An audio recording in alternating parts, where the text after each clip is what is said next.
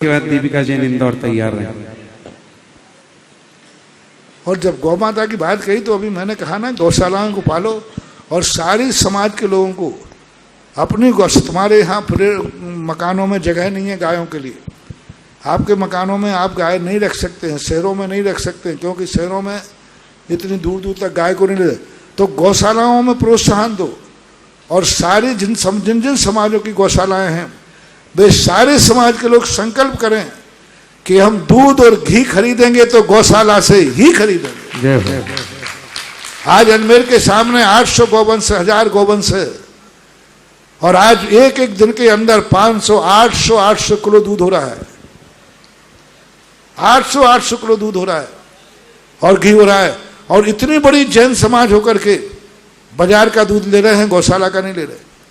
बाजार का घी ले रहे हैं, गौशाला के मैं कहूँगी महंगा पड़ रहा है। यानी तुम खुद नकली खाना पसंद करते हो, कोई करे क्या? कहाँ तक हम साधु बोलेंगे? तुम्हारी खुद की आदत पड़ी कि हम तो नकली ही खाएंगे। 400 रुपया घी खा करके फिर 50 लाख रुपया कैंसर में गमाएंगे। 400 यहाँ 600 800 रुपया बचा लेंगे, फिर कैंसर हो जाएगा तो मान्यपूति होगी, स्त्री विधवा होगी, बच्चे अनाथ होंगे, घर उजड़ जाएगा। बस वे 600 रुपया बचना चाहिए। अब वो 600 रुपया तुम बचा भी लोगे, पूरे जिंदगी भर में कितना बचा पाओगे? और एक को बीमारी हो गई तो सब कुछ रखा जाएगा, सब घर उजड़ जाएगा, सब बर्बाद हो जाओगे। इसलिए समाजों को संकल्प करना चाहिए कि हमारे यहाँ हमारे घरों में जो भी हमारी गौशालाएं हैं, गौशालाओं को हम इतना मजबूत करें कि गौशाला में इतना दूध हो, इतना घी हो कि वहाँ रहने वाली समाज की पूर्ति हो सके। और सारी समाज बैठ के मीटिंग करो और गौशालाओं से संपर्क करो कि हमारी समाज में इतना दूध चाहिए, गौशाला में इतना दूध होना चाहिए। हम घरों में गाय नहीं रख सकते लेकिन गौशाला में रख सकते।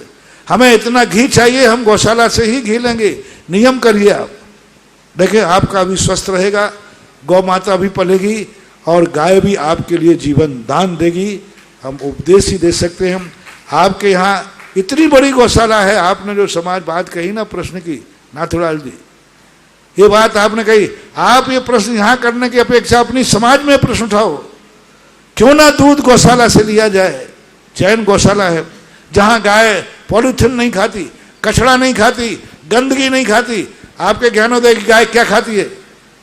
पॉलीथिन, बहुत बढ़िया, कुछ भी नहीं खाती, शुद्ध घास खाती है, दूध बिनोला खाती है, जो भी आप खिलाते वो खाती है, शुद्ध घी है।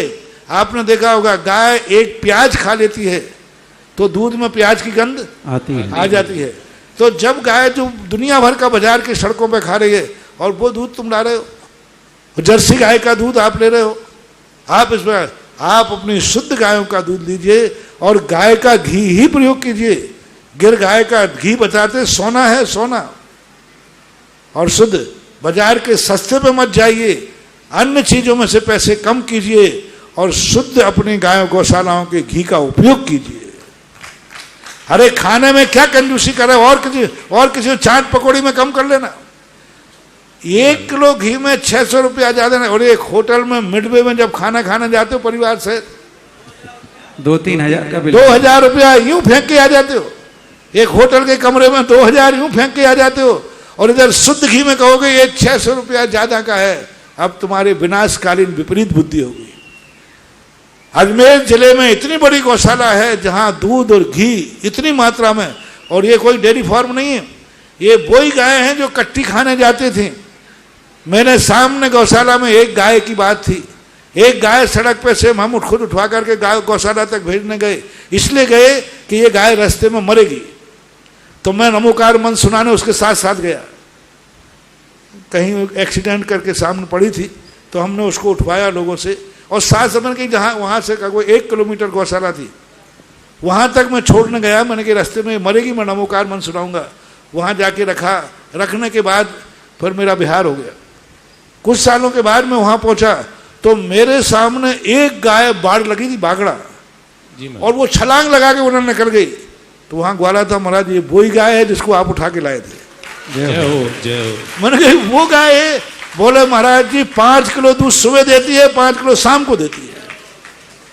और जो कट्टी कटने जा रही थी, ऐसी अहिंसक गायें जो मरने जा रही थी वे आज दूध माता बन गई, जो कटने जा रही थी वो आज माँ बन करके दूध दे रही है। ऐसी गायों का दूध आप लोगों को लेना चाहिए। ऐसी गायों का आप प्रोडक्ट से कहिए ज्ञानोदय कमेटी से, आप घी को अधिक से अधिक उत्पन्न करो, गायों को अधिक से अधिक भोजन कराओ और उनको स्वस्थ रखो। दूध और घी सारी जैन समाज लेगी। प्रश्न आपने किया है तो ये जैन समाज के लिए नारा लगाओ कि घी, शुद्ध घी खाइए और गौशाला से घी लीजिए। ऐसा कर दो महाराज जी। जानकारी है अभी जो वर्तमान समय में सारा दूध हमारे जैन समाज के सारे बंधु ले रहे हैं।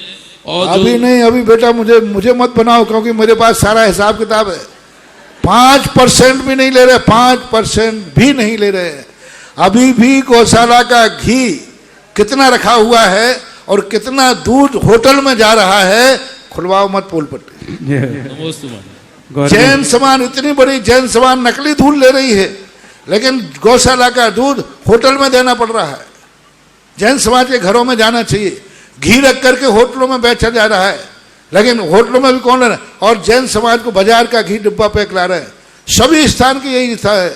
इसलिए भारत देश बहुत अमीर देश है, लेकिन यहाँ के लोग बहुत गरीब हैं। भारत बहुत अमीर देश है, लेकिन यहाँ के लोग पुअर माइंड। ऐसा गौरवी खान को नमोस्तु महाराज जी, नमोस्तु नमोस्तु नमोस्तु महाराज जी। मेरी जी यदि जैन समाज घी और दूध गौशाला से ले रही होती तो आज भारत वर्ष में जो आचार्य श्री ने बीनावाड़ा में शांति धारा, अभी तक 100 शांति धारा खुल गई होती। 100 शांति धारा भारत में खुल गई होती। यदि पूरी जैन समाज एक नियम ले ले, मैं शांति धारा का घी दूध लेंगे, तो आज 100 शांति धारा खुल गई होती। लेकिन आज स्थिति ऐसी नहीं है। उपभोक्ता को मालूम है कि क्या ले रहा है वो और किस प्रकार की परिणति चल रही है, बाद में पछताना पड़ेगा।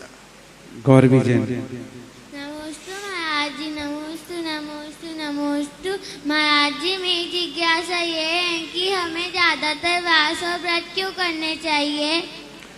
उपवास व्रत